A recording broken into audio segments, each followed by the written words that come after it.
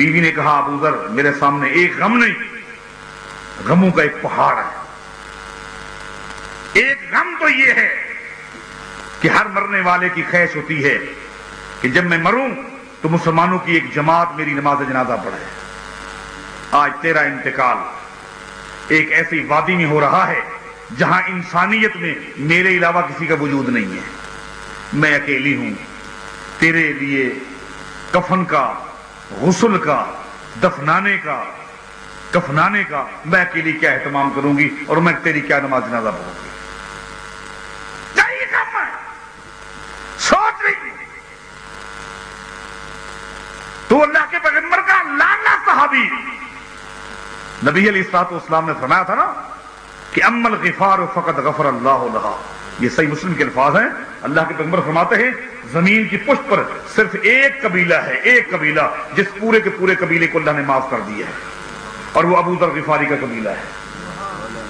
زمین پر کوئی قبیلہ ایسا نہیں جس پورے کے پورے خاندان کو اللہ نے معاف کیا ہو، نہ پورے قریشیوں کو اللہ نے معاف کیا ہے۔ کچھ قریشی جہنم میں جائیں گے، کچھ جنت میں جائیں گے، تقسیم ہوں گے، اور بغیر تقسیم کے اگر کوئی قبیلہ پورا کا پورا جنت میں جائے گا، ابو ذر غفاری کا قبیلہ ہے۔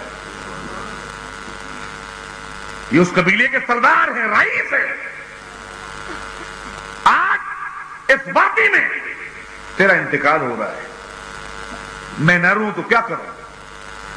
ابو ذر غفاری نے اپنی بیوی سے کیا کہا؟ فرمانے لگے ابشری ولا تبکی، اگر تو رونا بند کر دے تو میں تجھے ایک خوشخبری سناتا ہوں۔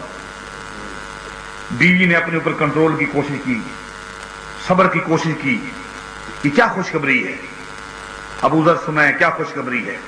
فرماتے ہیں کہ فإنی سمعت رسول اللہ صلی اللہ علیہ وسلم یقول لنفر وأنا فیہم، ایک دن نبی علیہ الصلوۃ والسلام کی مجلس میں ہم چند ساتھی بیٹھے تھے،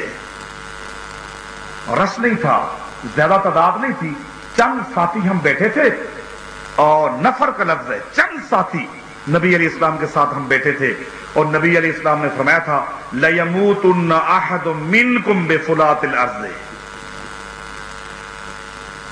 فرمایا کہ تم میں سے ایک شخص کا انتقال جنگل میں ہوگا،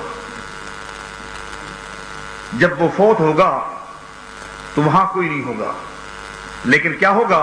یشہدہ عصابۃ من المسلمین، اللہ تعالیٰ اس کی نماز جنازہ کے لیے وہی جنگل میں مسلمانوں کی ایک جماعت کو بھیج دے گا۔ آگے فرماتے ہیں بیوی ولیس احد من اولئک النفر الا وقد مات فی قریۃ وبادیۃ، اے بیوی اس دن نبی علیہ الصلوۃ والسلام کی مجلس میں جتنے ساتھی بیٹھے تھے میرے علاوہ سارے کے سارے فوت ہو گئے ہیں، اور سب کا انتقال وادیوں میں ہوا ہے، آبادیوں میں ہوا ہے، شہروں میں ہوا ہے۔ وَأَنَا ذَلِكَ الرَّجُلُ، نبی اسلام کو فرمان ہے میری عقل نہیں مانتی، اس لیے کہ جب سے میں آیا ہوں مجھے ملنے کے لیے کوئی بھی نہیں آیا، عقل نہیں مانتی کہ یہاں کون آئے گا، لیکن میرا ایمان مانتا ہے کہ میرے مرنے کے بعد یہاں مسلمان آئیں گے اور نماز جنازہ میری ہوگی، مسلمانوں کا قافلہ آئے گا، اس لیے عقل نہیں مانتی، لیکن ایمان اس لیے ہے کہ اس کی اطلاع محمد مصطفیٰ نے دی ہے۔ یہ ہے صحابہ کرام کا اللہ کے پیغمبر کے بارے ایمان۔ آگے فرماتے ہیں اپنی بیوی سے بس تھوڑا سا تو کام کرنا، جب میں فوت ہو جاؤں، جب میرا انتقال ہو جائے تو میری لاش کو اٹھا تو نہیں سکتی، گھسیٹ کر جھوپڑی سے باہر نکال کرنا، یہ جو راستہ ہے کبھی کبھی یہاں سے کوئی مسافر گزر جاتا ہے، اس راستے میں میری لاش کو رکھ کر میری لاش کے ساتھ بیٹھ جانا، اور اس قافلے کی انتظار کرنا جس قافلے کی اطلاع محمد مصطفیٰ نے دی ہے۔ وہ قافلہ آئے گا، ضرور آئے گا، جب تو دیکھے کہ کچھ لوگ آ رہے ہیں تو ان کو آواز دے کر میری لاش کی طرف اشارہ کرتے ہوئے خالی یہ کہنا ہے ھذا ابو ذر صاحب رسول اللہ، او لوگو یہ لاش ابو ذر کی ہے، یہ اللہ کے رسول کا دوست ہے، ھذا ابو ذر صاحب رسول اللہ ہے فاعینونی فیہ، میری امداد کرو، بس اتنا کرنا۔ ابو ذر غفاری نے بس اتنی ہی بات کہی اور فوت ہو جاتے ہیں۔ اتفاق دیکھیے کہ مسلمانوں کا ایک بہت سارا قافلہ، بہت بڑا قافلہ جو کوفہ سے چلا اور مدینہ کی طرف آ رہا تھا، اسی دن وہ قافلہ اسی وادی سے گزرا۔ قافلے کے امیر نے قافلے کو روک کر کہا، پتہ ہے قافلے کے امیر کا نام کیا ہے؟ سیدنا عبداللہ بن مسعود رضی اللہ تعالیٰ عنہ۔ قافلے کو روک کر کہتے ہیں کہ میں اکثر مدینہ سے کوفہ اور کوفہ سے مدینہ آتا رہتا ہوں، اور راستے میں جتنی بھی وادیاں ہیں میں ہر وادی کو جانتا ہوں، اس کا نام بھی جانتا ہوں۔ بعض لوگ پہاڑوں کو جانتے ہیں، پہاڑوں کے نام جانتے ہیں، ایک ایک محلے کو جانتے ہیں، ایک ایک زمین کے ٹکڑے کو جانتے ہیں، میں جانتا ہوں۔ یہ وہ وادی ہے جس وادی کے متعلق مجھے اطلاع ملی ہے کہ ابو ذر نے یہاں رہائش رکھی ہوئی ہے۔ ایسا کرو، ابو ذر اللہ کے رسول کے بہترین دوست ہیں، تھوڑی دیر کے لیے اس وادی میں پھیل جاؤ اور کوئی جھونپڑی تلاش کرو، ہو سکتا ہے کہ ابو ذر غفاری کی جھونپڑی مل جائے، ملاقات ہو جائے گی۔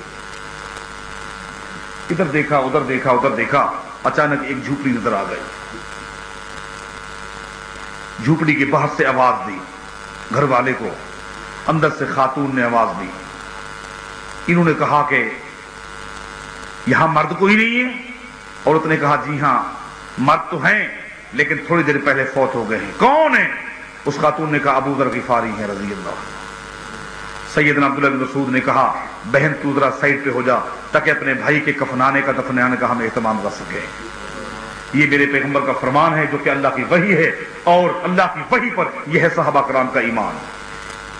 صحابہ کرام سے محبت کرنی ہے، ان کا منہج اختیار کرنا ہے، تو ان کا منہج یہ ہے، نہ قرآن اور حدیث میں اختلاف ہے اور نہ ہی حدیث کو ماننے کے لیے عقل معیار ہے، نہیں، یہ ہے ان کا منہج، یہ ہے ان کا ایمان، یہ ہے ان کا سبیل، یہ ہے ان کا طریق، اور یہ ہے راہ ہدایت۔ اس کو اختیار کرنا ہے۔ بطور معیار کے جس جماعت کو اگر پیش کیا گیا ہے وہ صحابہ کرام کی جماعت ہے۔ اس کی وجہ یہی ہے، اس کی وجہ یہی ہے، انہوں نے جب سے اسلام قبول کیا انہوں نے اللہ کی وحی کو اپنا اوڑھنا بچھونا بنا لیا، نبی علیہ السلام کی سیرت کو اپنے لیے آئیڈیل اور نمونہ بنا لیا، زندگی اس طرح گزاری۔ عظمت صحابہ کے حوالے سے کانفرنس کرانے والوں، صحابہ کرام سے خالی زبانی محبت نہیں کرنی، ان کا منہج بھی لینا ہے، ان کا ایمان بھی سمجھنا ہے، ان کا مزاج بھی سمجھنا ہے، ان کی سیرت کو بھی جاننا ہے، ان کے طرز کو بھی اختیار کرنا ہے۔ یہ ہے باتیں۔ اللہ تعالیٰ اسی منہج کو اختیار کرنے کی ہم سب کو توفیق عطا فرمائے۔ میں کافی دیر آپ کے اور جید مشائخ کے درمیان حائر رہا، جس کی معذرت چاہتا ہوں۔ جو گزارشات میں نے کی ہیں میں دعا کرتا ہوں اے اللہ اس پر مجھے تمام مسلمانوں کو عمل پیرا ہونے کی توفیق بخش۔ اقول قولی ھذا وآخر الحمدللہ۔